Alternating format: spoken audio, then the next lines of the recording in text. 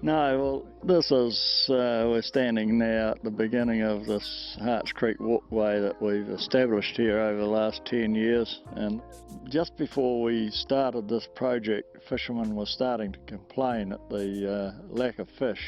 And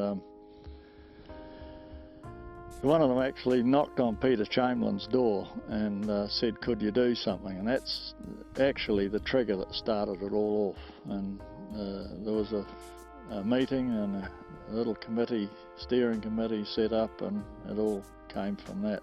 So, and the fish have come back in here in large numbers, and it's nothing to see a dozen or 15 in a school. This is a photo that was taken here before we actually started this job, and I must hasten to add that this wasn't how I farmed. Not at all, but our cattle did drink out of the creek, but this particular year a chap had asked me did I have some spare grass, and I said yes I did. He arrived along with this truckload of heifers, and they were so concentrated in these paddocks, which ours never were, and it just shows you what they've done to the creek. And you can see one's just dropped the dung there and it's all spreading out in the water, and the bank's all muddy, and some are waiting to get in and some are just coming out. And that was the photo we took on this very spot. You can see now the natives all coming up to maturity in this beautiful water full of trout and new species of birds coming nesting here. And this walkway, which goes right down to the lake itself, has become pretty much a showpiece of what can be done.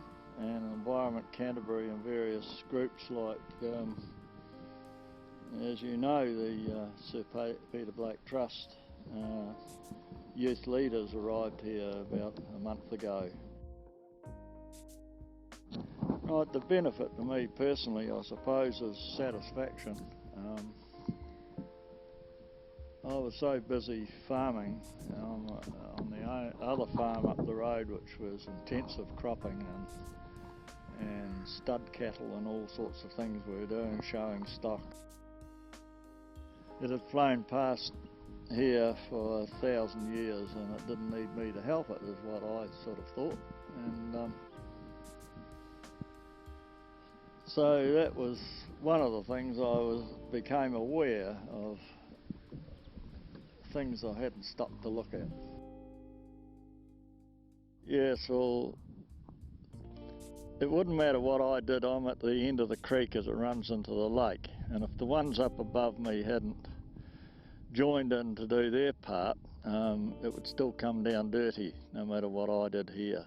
But over the early part in the first few years, more and more came on board, and as your neighbour did something, then it more or less forced the others into doing their part, and some of them were very, very reluctant, but finished up, one chap in particular, he finished up spending more than anybody else.